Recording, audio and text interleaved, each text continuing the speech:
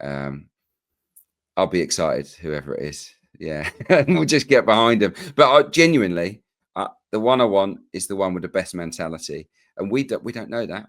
Yeah, We because don't we're know not it. privy to that We info. don't know that. So let's just trust the guys. I don't think you're wrong. You said Berta's name, and I've said Berta's name a few times throughout this. Just how big of a job does he have? Because he's got to get new deals done, which with Miles Lewis Skelly and Gabriel Magalhaes, he's doing that. He's had to Yeah. pivot with Partey not signing a new deal. Obviously, there's incomings. I'm not expecting you to do everything, but it is kind of your job with everyone. So that for me, two things. We leave the window feeling like we've got the depth. So even if it does play out in terms of injuries like last year, we're able to cope. And like what we've been talking about, we've got a left winger, we've got a striker, we've centre mid sorted. We feel a lot better about our side. But for you, where are you at with Berta and his task at hand? Well, yeah, look, he's new. You want to make a great impression. You talk about hunger. We just mentioned it there with players. This guy's just walked in the building, comes with a big reputation. He's Massive hungry. rep. He's got to be hungry to deliver right away. He's not signed his deal and thought, I've made it now, have I? Because he's come from Atletico Madrid. You know, yeah, I think it's a step up, but that's a big club at Atletico anyway. So, like, this is a fresh start for him, and he will want to make an impact. And this is his time. This is his time. And I think in the past, maybe with Edu last summer, maybe Edu's eye was on his next job. What am I going to do I next? believe that. Yeah, so maybe he wasn't as hungry last summer. Maybe it was like, oh, maybe we can wait till January if we can't get the right player. And that turned out to be a mistake, didn't it? Because we didn't have the squad to challenge on all fronts, unfortunately, last year. The task in hand now is give us a squad that can make us challenge for every trophy. And yeah, he's a tailor made for this job. With Edu as well, by the way, he fell into it. He's a former footballer. Yeah, With yeah. Berta, it's a Comes job from finance. he's been doing this job for a while now. He's got loads of contacts. He's no doubt a good negotiator. You don't get to the Tough level negotiator. if you're not. So yeah, I'm very confident that we will. We'll look at the lack of business we've done in January, the last few years. I think he needs to get the squad in shape for a whole season at the end of August. He's None got of to be our this, talisman figure like none of this. Jubilee. Oh, let's see how it's going in January. No, this is because we never do anything in January, and it's hard, as we know. So this is the squad for the Let's whole seize the season, moment. the whole season. So let's not knock the can down the road and say, look, yeah, in 6 months we'll reassess and maybe No, we'll get that guy then. No, let's get them now. I don't think you're lying, man. I think that's the thing with me with Arsenal and what we're doing at the moment. It's like in the past, obviously, I'm appreciative of where we've gone to where we are now. The future, I don't know where it is. I just feel when it's all said and done in these last 3 years, three different reasons, but we have finished second. So that tells me there's something here, but we've not got over the line. Let's exhaust every option so that we can seize the present. Liverpool could fall off a cliff, but at the end of the day, they won the Premier League last year. And I want that to be us. Like I do a lot of talking about the nuances and fine margins, but I just feel for as good as we are, we're never on the right side of those. I would love to be on the right side. And it's just about doing that, if I'm completely honest with you. And mainly, especially in the attacking rank, I would say, Adrian, it's like it really is just Bukayo Saka, if I'm honest. I know Kai Havertz and other players have chipped in, but I want Saka to not feel that kind of burden. What do you make of... Go on. No, I was just going to say, I said this on the handbrake off recently to the guys on there, but the point is quite valid. How many of our squads would list scoring goals as their best attribute? It's just Saka really at a No, push. that's not even his. He's probably more of a creator. Like their best. Yeah. What are you best at? What are you Ooh, best at? How many would say finishing? I don't know. I'd probably force it and say Wanyeri and Trossard, but I don't think they have the bodies of work. I think Trossard's the one. He's the only one Yeah, that it's could probably just probably him. say, "Yeah, I think my best attribute is my finishing." Like because Saka's got so That's a much more. good Havertz, comment. you wouldn't say Havertz has got it. That none Yeah, of no, them. you're right. So I can't think so of one. that's why we've got to bring in probably two people that will say, "Yeah, finishing." That can get us double figures. The striker, I think either of those would say, "Yeah, finishing's my attribute." That's a good Rodrigo point. might say, "I'm a great finisher." I Good mean, point. he's obviously a good dribbler as well, but he's got the speed, but he is a very very good finisher as well. So, that that you need more than one guy, and Trossard, let's be honest, probably isn't in the starting 11 if everyone's fit. So none of your starting 11 would list finishing as their How do you strong. expect to win games, really, So, when you put it like that? yeah, It's so crazy. Salah would, Haaland Yeah, would. So we need at least one in the team that would. that can be of that same ilk. Yeah, exactly. So yeah, I that's don't why think it's so that's a important. good point, Adrian. Mm. I'm still trying to think. Yeah, no, you're bang on. It's probably Trossard. A push. Yeah. That's why we got you on the platform. That's a very good way of putting it, man. Oh wow. What do you make of Miles Lewis-Skelly and Wanyeri next season? Because I admittedly I don't know where Lewis-Skelly ends up long term, and I don't really care if you're going to be the left back. Great. If you could go into centre mid and do both, great. I'm just happy that you're here and you're doing everything you need to do. I personally feel with Wanyeri, and big him up for winning the under-21s championship, but I feel at this moment you're probably seen as a right winger, a bit like what Wenger used to do with creative players, where they end up centrally long term. You're going to play out wide. I think he needs to get up to speed with what Mikel Arteta demands from Odegaard in that role, and then maybe Bob's his uncle. I don't know, maybe long-term left eight, but where do you see them lot ending up? And how do you see next season potentially panning out for them? Yeah, they've had a great meteoric rise, the pair of them. It's been amazing. Crazy. Yeah, just brilliant. Yeah, look, I just hope Miles can continue to develop and become even better, like in terms of his defending, because we know on the ball he's just magic, so strong.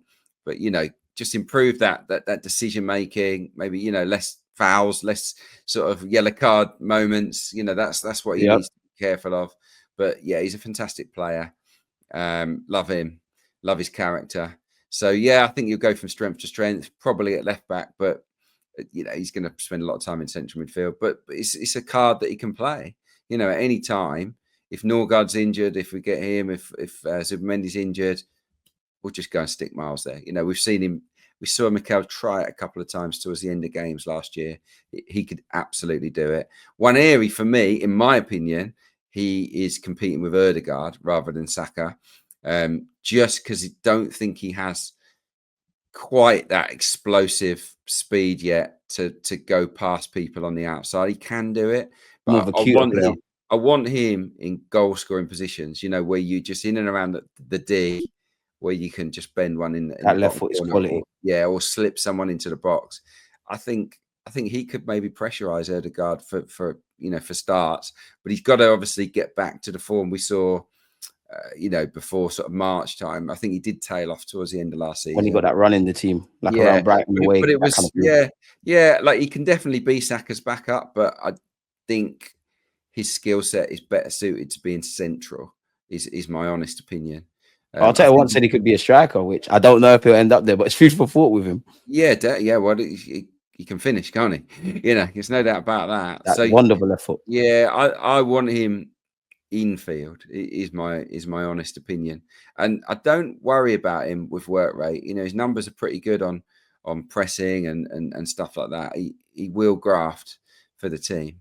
He's been brought up at Hale End. You don't get through to the first team if you're a luxury One of the best player. academies in Europe, or the world. Yeah, exactly. You don't get to the team unless you work really hard. So yeah, they're both going to be special players. Potentially they could both be in the World Cup squad for next summer. He I was think so close, Ethan, to going with getting called up for Tuchel's I squad. think he was unlucky, and he was also unlucky in the 21s. I found it hard to believe, to be honest, that he wasn't in the starting 11. Join the club. Yeah, Yep. I thought that was, it's hard to criticise the manager when they've just won it. So, Yeah. I can't really say too much to Lee Carsley, but for me, he should have been in the number 10 role for England. Youngest in the squad as well. Yeah, he should. Yeah, and maybe that's why he was sort of on the periphery a bit. But for me, he's better than Hutchison. He's better than McAtee. Harvey Elliott, you can't quibble with that. He delivered for England under 21s. But I think Waneri and Elliott could have been used in tandem behind a striker potentially. So he's a bit unlucky there. But he does need he needs a good start to the season just to make sure he stays in Arteta's. Just seize your moment when you get it. Yeah, because I do think that he's regressed a touch, and that's not a surprise because all young players are going to go up, down, up, down. You're trying to get consistency. It's the aim of the game. Exactly. They will always go up and down. But yeah, you could do with just an up at the start of the season, just to remind Arteta that he's someone they can. I'm here. Yeah, exactly. But I don't think you're lying. I think he can make the England World Cup squad. It won't be easy because there's not many games between now and the World Cup, but he's got a chance. Miles will definitely be there. I hope so, man. I mean, just as long as they take their chances, and I just coincidentally, I don't know why, but the fact that you look at Wanyeri, Bukayo Saka, who's obviously a bit older, and Miles Lewis-Kelly, they've all come from Haylen. We're all excited about them, but I don't know. Maybe there's something in the water in Haylen, in that they're all left-footed. I don't know what it is, but yeah, I find it great. And then obviously he's only 15, but you've got the young Max Dowman. He'll soon come on the scene. You imagine all us Arsenal fans will be exposed to him during pre-season. Before I let you go, there's two things I want to go over. But before I go over the fixture calendar list, I kind of want to go back in time. I know I don't want to, bring up any memories, but 2024-25 season, when it's all said and done, it's done. I want to go with, first and foremost, what would you give goal of the season? So it could be any goal we've scored in any competition. Oh man, well, Declan Rice. Everyone's gone with that. The second free kick, it's postage stamp. Love that goal. It was just so off the cuff. Performance of the season? Our performance. Do you know what? Yeah. Well, I mean, City at home was pretty special. Real Madrid was pretty special. But I'm going to rewind it to Sporting away. We were unreal in that game. We were unreal in that game. And because it was not a high-profile game as such, it gets a little bit forgotten. But the level we produced in that match was super high. And I think you're right. And, the last time, obviously prior to that, our two last visits to Portugal weren't exactly anything to scream and shout about. I think when we played Sporting in the Europa League, I think we drew and we should have killed the game in hindsight. And then obviously look at the Porto game where we turned it around in the second leg, but we didn't put our best foot forward in Portugal in the first leg. So you are right in that. Probably not going to be remembered because, beating Real Madrid in the manner we did and what we did to City, that's going to get the limelight. What would be your disappointment of the season? Disappointment of the season. Well, it's probably the points tally. It's the finish. It's the goals scored. 14 draws. Yeah, yeah. Too many leads given up. Exactly. That was big. That was a big issue for us, giving up leads. But ultimately, I think a lot of it came down to goal scoring. I think we were way off it really last year. There's no way around it. And even that, I think we got 90, 100 goals last season. So it's like we're crying about needing goals and things and we're still scoring. So it's a weird dynamic. Who'd be your unsung hero? It's a good one. I mean, a big fan of Timber. I like him. I think David Raya gets, probably deserves a bit more love. Probably Marino, though. I think Marino delivered. He was asked to do a job that he'd never done before. And he came in and I thought did very well. Did superbly, and scored some big goals as well. So yeah, I'd probably say Mikel Merino. I think he's earned his right to be really, loved and respected by the fans. And he had a tough start. I would say Kivior for me purely because that's a good shout. Yeah. Like I'd say Kivior because it got respectfully to Kivior. When you came in, obviously you're a massive drop off from Magalhaes, and with how the couple of games that he played with Saliba happened, it was Saliba, as much as I love him, the one making mistakes. Kivior stood tall, so I'd give it him. My most improved player would be Mikel Merino, just because of, I know you're playing up front, but it didn't start well for you at Arsenal in terms of fans. And you look at how it ended. You got a bit of cult hero status for the year, playing up front, doing your thing, and probably the best celebration in the club, to be fair. I'm trying to think most improved. Mike, do you know what? The one that sticks in my head here is Gabriel Magalhaes, because he's always been very good. We know that. But I think he went up a level this year. For me, he was better than Saliba last year. 100%. And that, you wouldn't have said that probably the season before or the season before that. So I think Gabriel Magalhaes is, his impact from corners was just ridiculous. So yeah, I think Gabriel would get my vote there. It's a bit weird because I can't not say Declan Rice's goal, 2 goals against Real Madrid weren't my favorite goals, or actually Bukayo Saka's. I think he's got a very underrated finish when he scored against Liverpool at the Emirates. But I would say, away from that, I would say Gabriel Magalhaes in the North London derby with the header. I don't know why, because I'm used to us scoring headers, but it just felt like something was in the air. So it'd be interesting. I'm pretty sure I know who you're going to say for young player of the season, but nonetheless, young player of the season, there's probably only one guy. Yeah, Lewis Kelly. Yeah, he just from where he didn't make his debut. His full debut was in December. Crazy, isn't it? and like it feels like he's been here forever. At that level. So Such a player. just ridiculous, really. Who'd your player of the season be? Yeah, it's a toss up for me between two, and that's Raya and Rice. I think Raya he didn't end the season amazingly. He started to some of his passing was a little bit off, but he made some unbelievable saves last year. David Got us out of jail so many times. Yeah, he was magnificent. But I can't really look beyond Declan Rice. Second half of the season was like he wasn't great at the start. He was very much 6 out of 10 until sort of the autumn time. And then we come into the winter, and from them all the way to the end of the season, outstanding, genuinely world class. Was the leader in the team, and I think he deserves it. He got the official one, right, Declan Rice. Yeah. I think that's fair. Yeah, can't disagree. And you know what the craziest thing is? Even though we didn't win the Premier League, we've talking about injuries and dropping points from winning positions and 14 draws. If we were to say player of the season, there's so many players who were injured, or like Raya and Rice, who played for the duration, that could fight for that. I think the one thing I would say is that I'd love to have these player of the season shouts, and kind of the theme of what we've been talking about. And we've got our left winger and our striker in those kind of conversations, because it probably does tend to lead itself to more the defensive unit of the team. I can't let you get out of it, Adrian, without, I know you've seen the fixture calendar list. What do you make of the start? And is there anything you gather from this? I know everyone's got to play everyone twice, and some Arsenal fans. I'm less bothered about it than most, just because I think, let's get on with it. It doesn't really matter. Obviously, we can all see it's a really hard start, but I look at it as, what's the best time to go to Anfield? Probably before they've really got in their groove. They've got a lot of new players. So maybe the best time to go to Old Trafford might be on the opening day. They've had a very bad record, actually, at Old Trafford in recent years. Long may it continue. Early in the season. Anfield away, I think it's once they get in their groove, we know that's rock hard. So let's maybe try and catch them cold. City at home, Newcastle away. I mean, these are always hard games.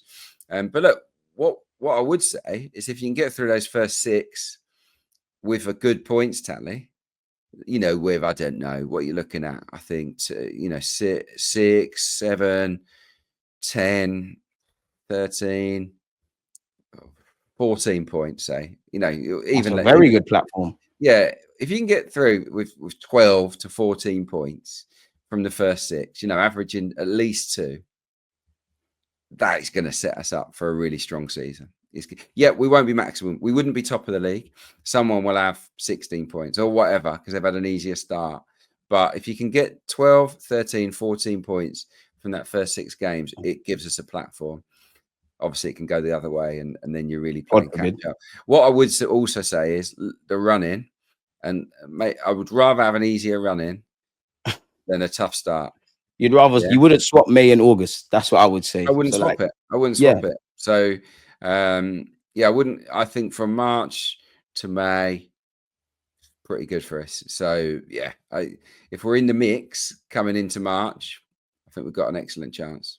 That's what I'm saying. I'm with the fact of everybody's got to play everyone. I'm sure every fan that supports a Premier League club will moan about a certain sort of period. And I know, again, results dictate things. As we all know, a week's a long time in football. So if I just look in August, if we win, we're happy as Larry if we get 9 points. If it's a bit more negative, what will kind of be said. I know people have pre-season down as this magical place you go to for 2, 3 or so weeks and everything clicks. But in reality, that's not what happens. Everybody is trying to, chasing fitness and all those kind of things. So for me, it's not I don't take the Premier League serious, but it's like once you get to like the 10-game onwards period, that's when things start to take shape. So my point of saying that is simply to say everyone's on an equal footing. Kind of what you said, it's best to just play these teams kind of now. I would like us to take 4 to 6 points off Liverpool and City. And I do think if we are to win the league, you either have to beat Liverpool twice, which is easier said than done, or beat City twice. Of course, there's a reality where we didn't. But you get some very good fixtures out the way. You get the Uniteds, the Newcastles away, the Cities, and many people point to our top 6 record. It wouldn't surprise me, God forbid, if that, we deal with Liverpool, we beat City, Leeds United, Nottingham Forest. These have been quote unquote the banana skins, the games that we should be winning on paper. These are the ones that have kind of stressed us. So if we can show one better than last season, there's nothing stopping us. Naturally, you're going to look to the December, January period because of the amount of games and the amount of football you would have played and the other competitions up until that point. But that's where it goes back to what you were saying earlier about depth and the squad. So we just have to hope for the best. Fast starts, better game management.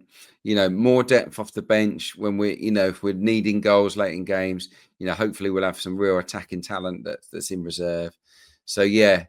But these aren't things that will be a surprise to the players when Arteta gives these messages. But yeah, once we get that lead, we have to be better. We have to run with it. We have to be smarter. I think we have to go for the second. A little bit more, passion. Maybe sometimes we sat on it, made a mistake, and we got punished. So yeah, hopefully the influx of a couple of good finishes will help us in that regard. Hopefully the game management, because you're right, because unfortunately that this is 38 games, as you know, but come May, 9 times out of 10 you're going to get where you should be. You're going to win, lose and draw amicably, but as you know, there's games where you play amazing and lose.